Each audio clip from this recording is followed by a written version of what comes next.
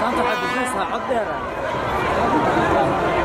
هون نبي بفلسها سانتا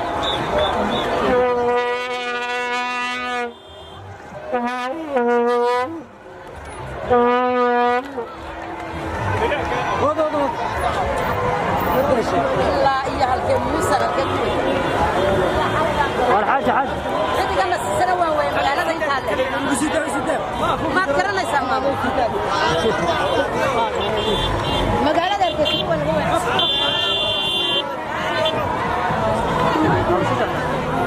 حلمان ما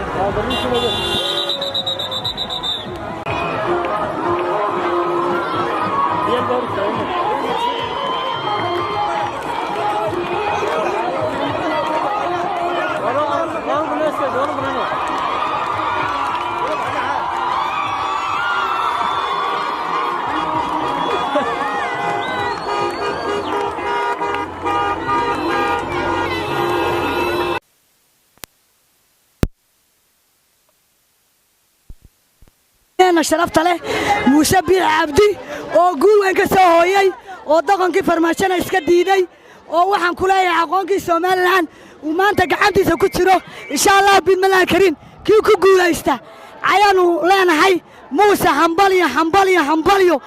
ملحوينا يقول وحودينا والو دينا مالنا ملحوينا موسى وحودينا والو دينا لنا حنبليو فرماشة مدن وحلنا هاي Somaliland way sara kacdo way suratay calan way diiday xamar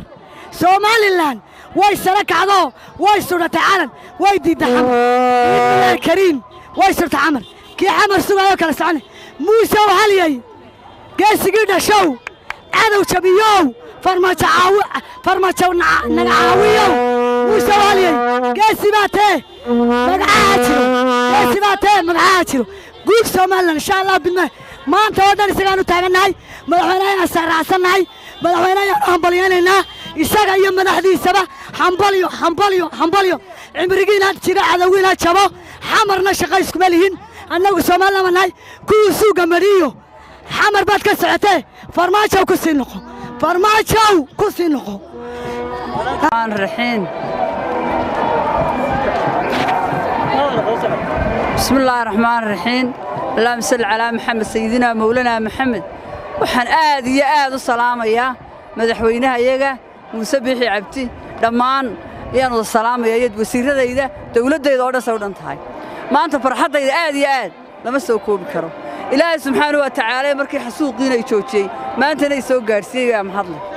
وعوين هالجيسة هذا كيسان دليرون أو أنا مركي لبضة أي جادو أنا عندي سواء عيني بدقاقي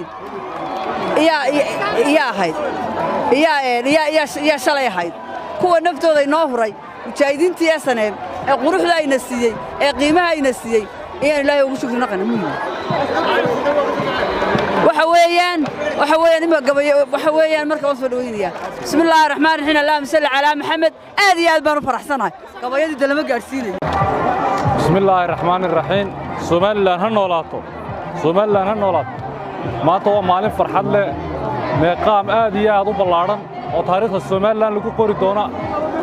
ayaa wada hadalkeeni maraya aad iyo aad baan u hambalyeynaya Soomaaliland guul iyo midnimo aan u rajaynayaa Soomaaliland assalaamu alaykum bismillaahir rahmaanir rahiim halka waxaan ka salaamayaa madaxda qaranka uu ka mid yahay madaxweynaha Jamhuuriyadda Soomaaliland iyo wafdigiisa ku maqan dalka Djibouti caasimadda dalka Djibouti oo uu tagaynay wada hadal la soo galay dawladda taagtar daran ee nabar iyo naxdin marka waxaan u sheegay madaxweynaha Soomaaliland waxaan leeyahay ku soo dhaw dalkaaga hooyo madaxweyne shacabku heelan dadku mida ciidanku heelan waxaan leeyahay aad iyo aad ugu soo dhaw madaxweynaha Jamhuuriyadda Soomaaliland waxaan ku halbaleynayaa khudbaduhu ka jeediyay dawladda dalka Djibouti iyo caalamka ugu soo bandhigay aqoonsiga Jamhuuriyadda Soomaaliland iyo dhibaatooyinkii ka soo gaaray dawladdii kacaanka dalka Soomaaliya ay burburiyeen ummadda jamhuuriyadda somalilan marka halkan hambalyadan ugu daray madaxweyne waxa weeyaan madaxweyne jiro joog baan leeyahay intaad nooshahay madaxweyne jiro joog annaguna hiliyo hooba waan kula garab taagannahay shacabkaaga baan nahay waan ku dooranaa mar labaad iyo mar saddexaadba madaxweynaha qaranka jamhuuriyadda somalilan mujaahid muuse bixi cabdi xildiid soo dhawow dadka somalilan meel wal oo joogaanba waan salaamayaa gaar ahaan waxaan salaamayaa madaxweynaha muuse bixi cabdi ayaan salaamayaa guusha uu soo dhaliyey waanu kuu taagannay ku yar iyo ku weynba iyo hool baanu kula garab taagannahay waxaan u sheegayaa farmaajo waxaan u sheegayaa 60kii calankii aanu kugu darsannay 60kii waanu la soo noqonnay waanu ku goblannay waanu ku baabaanay cudud baanu ku helnay farmaajo waxaan ku leeyahay goobta aanu maanta ka hadlayno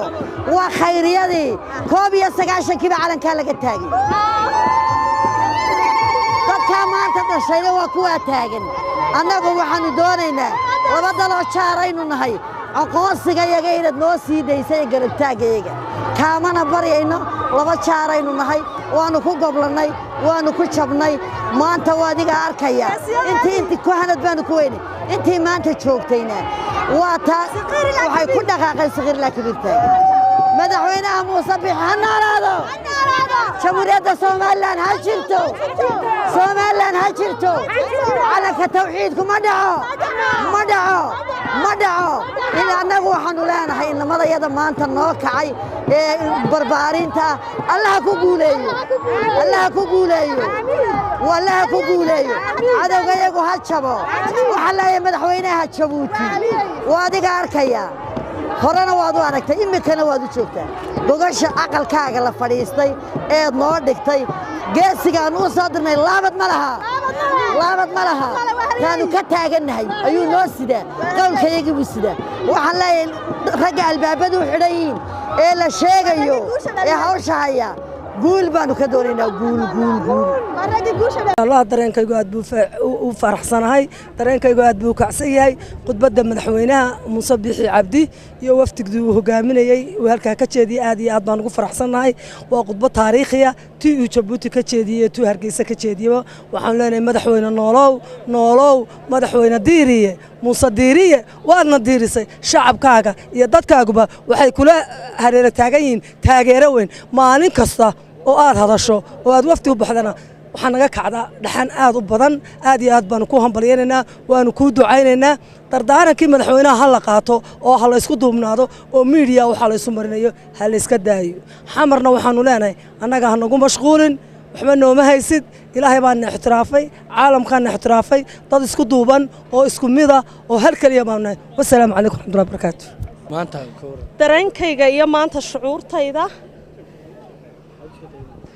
dareenkayga iyo maanta shucuurtaydu aad iyo aad baan u faraxsanahay khudbaddii wanaagsanayd ay soo dhaliyeen madaxweynaha iyaga iyo intii la socotay aad iyo aad baan ugu taageersanahay annagayna matalaan markay hadlayeen in annaga aanu hadlayna aanu soo arkayn 3-4 habeen halka shirku ka soo qof naga seexday ma jiro haddaan Soomaaliland nahay waxaan u sheegay farmaajo corona inuu naga daran yahayba corona ba isaga ka daran markay farmaajo noo noqoto corona noo yimaadaan iska wada dhimano salaamu calaykum madaxweynuhu keenay gooni sutaagii soo xaqiijiyay dhaqaalihii haday tahay deeqihii la bixinayay uu ka soo gooyay innaga iyo Soomaaliya waxba inagama dhaxeeyaan sidaas baynu ku kala dhaqanay سلطان وحو فرينو دري مدحدا dhaqankood kamid tahay ka waran sida madax dhaqameed waxaan leeyahay wacyi gelin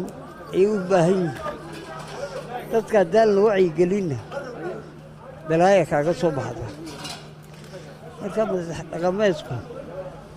wacyi gelin fara badan ay u baahan yihiin waayo maanta xamar weyn ka goon oo aqoonsiga hadal ka soo baxay meesha